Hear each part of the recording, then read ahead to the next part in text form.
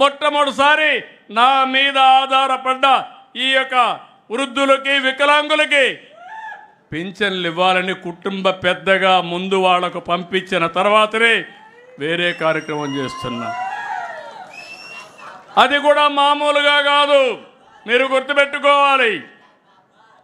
ఈరోజు పేదల సేవలు అందరూ వెళ్ళి ఇంటింటి దగ్గరికి వెళ్ళి నేరుగా డబ్బులు ఇచ్చి వాళ్ళ ఆరోగ్య పరిస్థితులు కనుక్కొని మళ్ళీ రావాలని చెప్పే పరిస్థితికి వచ్చాం, పరామర్శించి రావాలనే పరిస్థితికి వచ్చాం. అన్నా క్యాంటీన్ పెట్టాం, దీపం 2 ఇచ్చాం. ఇంకో పక్క మీరు చూస్తే ఈ నెలలోనే జనరల్ సెక్రటరీ గారు చెప్పినట్టు తల్లికి వందనం, ఎంతమంది పిల్లలుంటే అంతమందికి ఇస్తాం. ఇక్కడ 2 విషయాలు ఉన్నాయి. జనాభా తగ్గిపోతా ఉంది, మనం కూడా జనాభా పెంచుకోవాల్సిన అవసరం ఉంది. లేకపోతే పనిచేసే వాళ్ళు తగ్గిపోతారు, ముసలివాళ్ళు ఏజింగ్ ప్రాబ్లంతో సఫర్ అయ్యే పరిస్థితి వస్తుంది. అందుకని అందరి పిల్లలకి ఇస్తాం. అందుకే ఇంకొక పక్క అందరం కూడా పాపులేషన్ మేనేజ్మెంట్లో ఇప్పటి నుంచి మీరు మాట్లాడాలి. కనీసం 2 పిల్లలకు తక్కువ కాకుండా ప్రతి ఒక్కరూ కూడా దంపతులు ముందుకు పోయే పరిస్థితి రావాలి. ఎందుకంటే ఓసారి మొహమాట పడతాం. నేను ఎప్పుడు 95లో break silence, talk about AIDS అన్నా.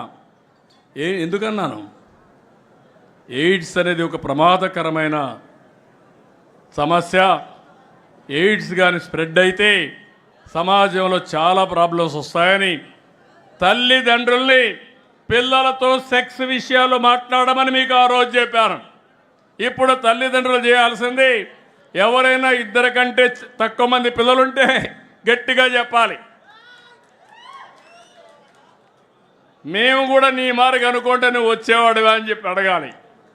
అప్పుడే ఈరోజు గుర్తింపు వస్తుంది. ఇది మనందరి సామాజిక బాధ్యత. సమాజంలో ఇది ఉండాలంటే తప్పదని చెప్పి కూడా నేను మీకు తెలియజేస్తున్నా. అన్నదాతకి ఇవ్వాల్సిన డబ్బుల్ని మళ్ళీ వాళ్ళకు కూడా ఇస్తున్నాం. 3 ఇన్స్టాల్మెంట్స్లో ఇస్తాం. మే నుంచే ప్రారంభిస్తాం.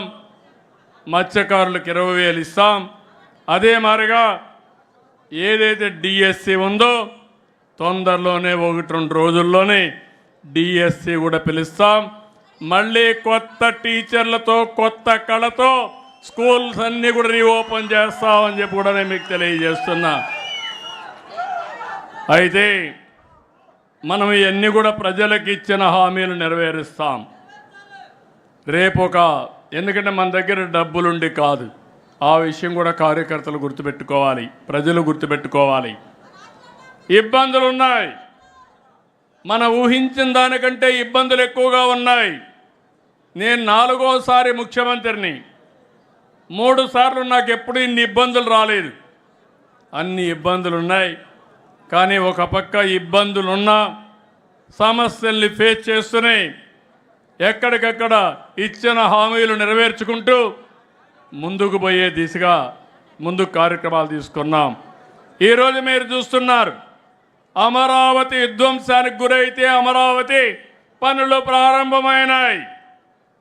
పోలవరం గోదావరిలో ముంచేస్తే గోదావరిని మళ్ళీ ట్రాక్లో పెట్టి 2027కు పూర్తి చేసే బాధ్యత తెలుగుదేశం పార్టీ ఎన్డీఏ తీసుకుంటున్నాం. ఇంకో పక్కన ఇక్కడే రామాయంపట్నంలో బీపీసీఎల్ అయితే 95,000 కోట్ల రూపాయలతో రిఫైనరీ వస్తూ ఉంది.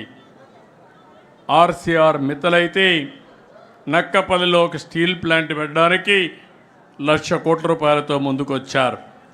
ఎన్టీపీసీ అయితే 1,90,000 కోట్లతో గ్రీన్ హైడ్రోజన్కి ముందుకు వచ్చారు. రిలయన్స్ అయితే 65,000 కోట్ల రూపాయలతో ఎక్కడికక్కడ బయోఫ్యూయల్ కింద ముందుకు పోయే పరిస్థితి వచ్చారు. ఒక పక్క ఈ కార్యక్రమాలు చేస్తున్నాం, ఒక పక్క పెట్టుబడులు తెస్తున్నాం, ఒక పక్క ఉపాధి కల్పిస్తూ ముందుకు పోతున్నాం. రేపే మళ్ళీ ఒక చరిత్రకు శ్రీకారం చుట్టబోతున్నాం. జీరో పావర్టీ, P4 మార్గదర్శి, బంగారు కుటుంబం. నా ఆలోచన ఒకటి, సంపద కొంతమంది చేతుల్లో ఉండడం కాదు. సంపద అనేది ఎవరైతే పేదవాళ్ళు ఉన్నారో వాళ్ళ అవసరాలు తీర్చే విధంగా ఉండాలి. ఓసారి మనకు అదృష్టం కలిసి వస్తుంది. ఇక్కడే మా చంద్రశేఖర్ ఉన్నాడు, NRI. ఒక ఎగ్జాంపుల్ అది. మన పాలసీల వల్ల చంద్రశేఖర్ బాగుపడ్డాడు, అమెరికాకి వెళ్ళాడు, ఒక మంచి కంపెనీ పెట్టాడు, ఒక సక్సెస్ఫుల్ పారిశ్రామికవేత్తగా తయారయ్యాడు. ఈరోజు నేను కూడా గర్వపడుతున్న తెలుగువాడుగా అమెరికాకి వెళ్ళి ఈరోజు సక్సెస్ఫుల్గా తిరిగి వచ్చి మళ్ళా ప్రజాసేవకు ఎంపీ అయ్యాడు. ఎంపీ అవుతానే అదృష్టం కలిసి వచ్చి కేంద్రంలో మంత్రి కూడా అయ్యాడు. ఇప్పుడే అనిత గారు చెప్పారు, ఒక్క అడుగు ముందేస్తే ఓసారి 3-4 అడుగులు కలిసి వస్తాయి. ఆవిడ కూడా మొన్నటి వరకు తెలుగు మహిళా అధ్యక్షురాలుగా పనిచేసి సాక్షాత్తు రాష్ట్ర హోమ్ మినిస్టర్గా పనిచేసే పరిస్థితికి వచ్చారంటే అది తెలుగుదేశం పార్టీ చూపించే ఆదరణ, అభ్యర్థులను ఎంపిక చేసే విధానం కూడా.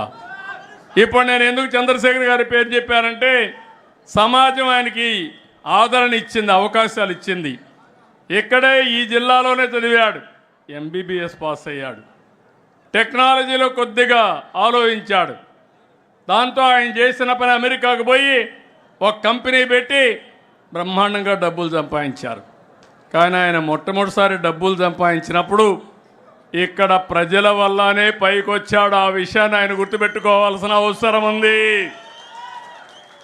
సమాజం వల్ల పైకొచ్చాడు, తెలివితేటలున్నాయి. కృష్ణ గారు ఊరే బురుపాళెమే అయింది.